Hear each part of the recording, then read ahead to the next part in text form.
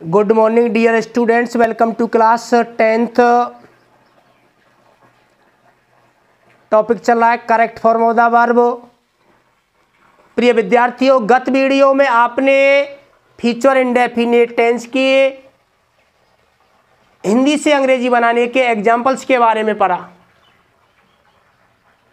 प्यारे दोस्तों, अब चर्चा करते हैं correct form of the verb के टॉपिक की। फ्यूचर इंडेफिनिट टेंस में correct form of the verb का प्रयोग किस टाइप से किया जाता है। आप आइडेंटिफाइंग वर्डों के बारे में पूर्व में पढ़ चुके हो। प्रिय विद्यार्थियों, एग्जाम्पल आपके सामने है, चलो आइए देखते हैं। बी खाली जगह गो टू स्कूल टुमारो, इसमें ब्लैंक दिया हुआ है। प्रिय विद्यार्थियों, रिज्यूम के बारे में तो आपको विदित है, cell oblique will plus V1।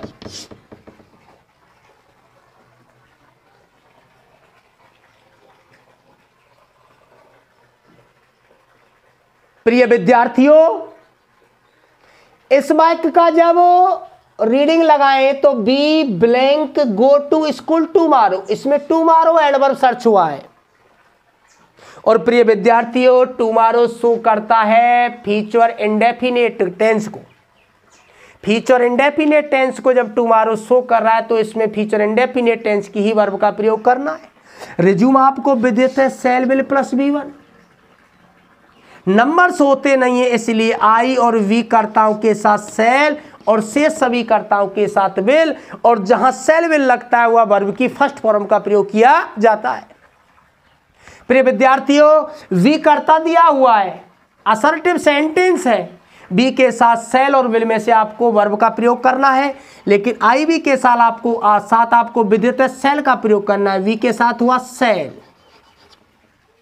और सेल विल के साथ B1, हमेशा ब्रैकेट में B1 ही आती है। B1 को B1 की जो कि त्यों लिख दिया जाता है, सेल गो। सेंटेंस हुआ we shall go to school tomorrow. हम आने वाले कल की बात कर रहे हैं, आने वाले कल विद्यालय जाएंगे। प्रिय विद्यार्थियों, नेक्स्ट एग्जांपल देखते हैं। दे खाली जगह ब्रैकेट में है visit the Taj Mahal next year. प्रिय विद्यार्थियों, आपने एडवर्ब में पढ़ा होगा, नेक्स्ट के साथ कोई भी फ्रेज लगी आ सकती है। इसमें लगी हुई है ईयर, नेक्स्ट ईयर है, नेक्स्ट डे है, नेक्स्ट मंथ है, नेक्स्ट वीक है। प्रिय विद्यार्थियों, नेक्स्ट ईयर किसको शो कर रहा है? फ्यूचर इंडेफिनिट को, इसलिए इसमें भी फ्यूचर इंडेफिनिट टेंस की वर्ब का प्रयोग करना है। करता है दे के साथ प्रिय विद्यार्थियों विल का प्रयोग होगा, ना कि सेल का, क्योंकि आपको विदित है आई वी के साथ सेल लगता है, शेष कर्ताओं के साथ विल लगता है। तो प्रिय विद्यार्थियों, दे के साथ लगा विल और सेल विल के संग V1 कोष्टक में दी हुई है विजिट। सेंटेंस बना they will visit the Taj Mahal next year.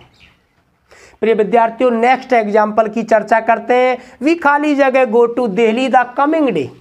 प्रिय विद्यार्थियों, कमिंग डे भी फ्यूचर इंडेफिनिट टेंस को शो करता है, रिप्रेजेंट करता है, इसलिए इस वाक्य में भी फ्यूचर इंडेफिनिट टेंस की ही वर्ब का प्रयोग किया जाएगा।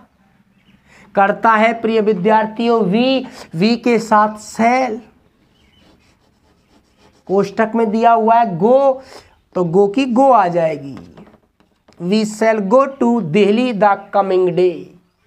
प्रिय विद्यार्थियों, correct form of the verb की प्रोसेस को आगे बढ़ाते हुए कुछ विशेष नियम की चर्चा करते हैं।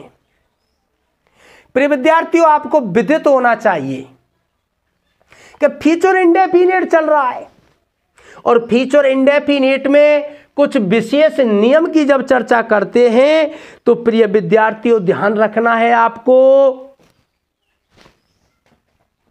कि बिफोर से जब दो वाक्य जुड़े होते हैं, प्रिय विद्यार्थियों बिफोर से जब दो वाक्य जुड़े होते हैं तो उस वाक्य में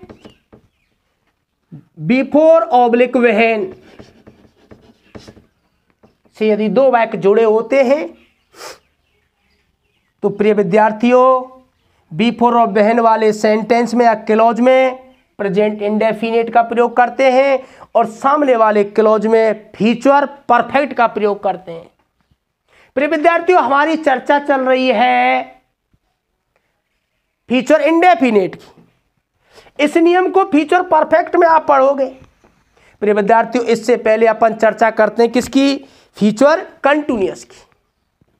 नेक्स्ट देखते हैं फ्यूचर कंटिन्यूअस में। प्रिय विद्यार्थियों, फ्यूचर कंटिन्यूअस कहे तो रिज्यूम है फ्यूचर कंटिन्यूअस।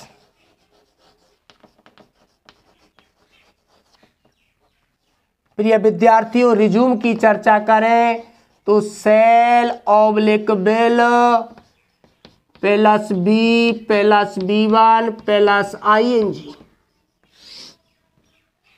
प्रिय विद्यार्थियों, फ्यूचर इंडेफिनिट पढ़ा, उसके बाद नंबर आता है फ्यूचर कंटिन्यूअस का, जिसमें आपने रिज्यूम देखा shall oblique will plus be plus B1 plus ING। प्रिय विद्यार्थियों, फ्यूचर कंटिन्यूअस में चर्चा होती है मीनिंग्स की। फ्यूचर कंटिन्यूअस को हिंदी के वाक्य में अपन पहचानेंगे कैसे, किसमें फ्यूचर कंटिन्यूअस टेंस दिया हुआ है। प्रिय विद्यार्थियों, मीनिंग्स की चर्चा करते हैं। यदि किसी हिंदी वाक्य के अंत में, यदि किसी हिंदी वाक्य के अंत में, हिंदी वाक्य के अंत में यदि किसी हिंदी वाक्य के अंत में रहा होगा, रही होगी, रहे होंगे आदि क्रिया शब्द, आदि क्रिया शब्द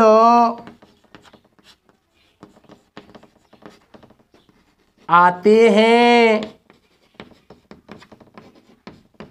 तो वाक्य बनाते समय, वाक्य बनाते समय shall oblique will plus be plus B1 plus ING का प्रयोग होता है, का प्रयोग होता है। प्रिय विद्यार्थियों, shall oblique will plus be plus B1 plus ING इसका रिज्यूम है। मीनिंग्स की बात करें तो यदि किसी हिंदी वाक्य के अंत में रहा होगा, रही होगी, रहे होंगे आदि क्रिया शब्द आते हैं तो वाक्य बनाते समय shall oblique will plus be plus B1 plus ING का प्रयोग होता है। प्रिय विद्यार्थियों, चर्चा होती है आइडेंटिफाइंग वर्ड्सों की। Correct form of the verb भरने के लिए आइडेंटिफाइंग वर्ड्सों की जरूरत होती है। आइडेंटिफाइंग वर्ड्स, चलो प्रिय विद्यार्थियों आइए देखते हैं आइडेंटिफाइंग वर्ड्स। यदि किसी अंग्रेजी के वाक्य में, यदि किसी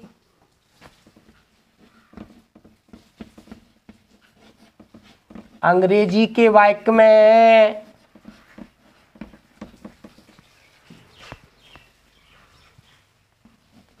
eight this time, at this moment,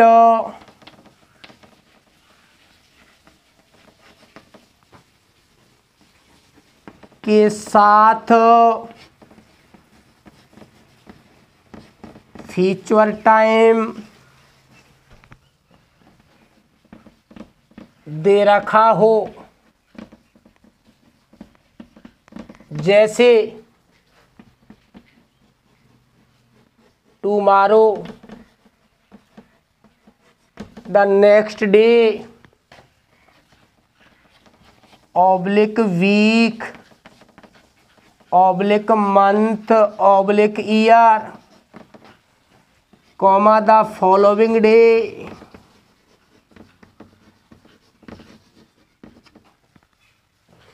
oblique month oblique year,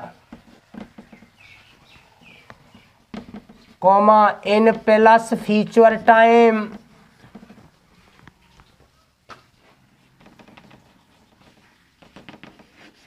ETC। Identifying वर्ड्सों पर नजर डालेंगे। यदि किसी अंग्रेजी के वाक्य में at this time, at this moment के साथ फ्यूचर टाइम दे रखा हो, फ्यूचर टाइम कैसे, जैसे टुमारो है, द नेक्स्ट डे है, नेक्स्ट वीक है, नेक्स्ट मंथ है, नेक्स्ट ईयर है, या द फॉलोइंग डे है, फॉलोइंग मंथ है, फॉलोइंग वीक है, फॉलोइंग ईयर है, या इन प्लस फ्यूचर टाइम है, तो ऐसे वाक्यों में वर्ब बढ़ते समय फ्यूचर कंटिन्यूअस टेंस का प्रयोग किया जाता है। प्रिय विद्यार्थियों, रिज्यूम देखा आपने, मीनिंग्स देखी, आइडेंटिफाइंग वर्ड्स देखे, बात आती है सब्जेक्ट वर्ब एग्रीमेंट की। नेक्स्ट बिंदु है सब्जेक्ट वर्ब एग्रीमेंट।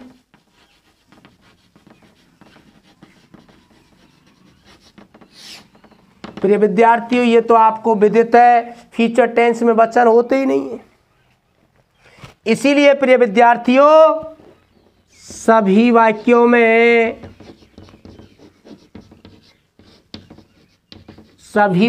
में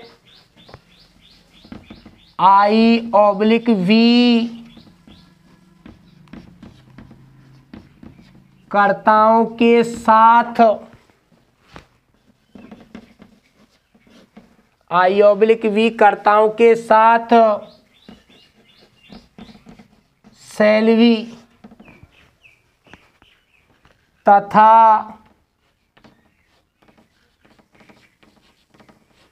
शेषकर्ताओं के साथ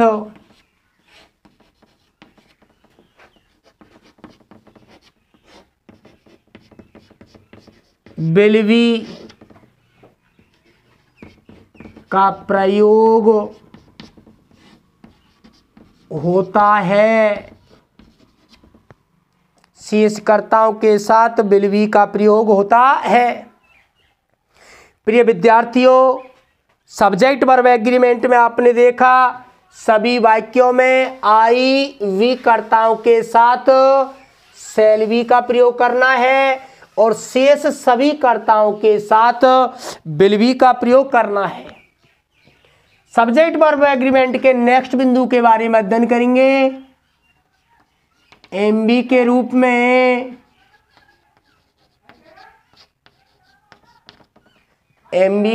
में B1 प्लस आईएनजी, एमबी के रूप में B1 प्लस आईएनजी का प्रयोग होता है।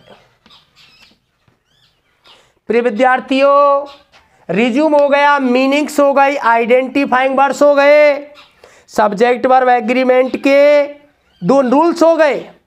सभी वाक्यों में आई बी कर्ताओं के साथ शैल बी तथा शेष सभी कर्ताओं के साथ विल बी का प्रयोग करना है।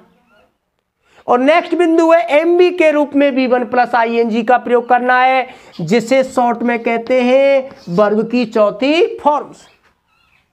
प्रिय विद्यार्थियों, अगर वीडियो आपको पसंद आई हो तो इसको लाइक करें, सब्सक्राइब करें, अधिक से अधिक अपने रिलेटिव्स और फ्रेंड्स में शेयर भी करें। थैंक्स।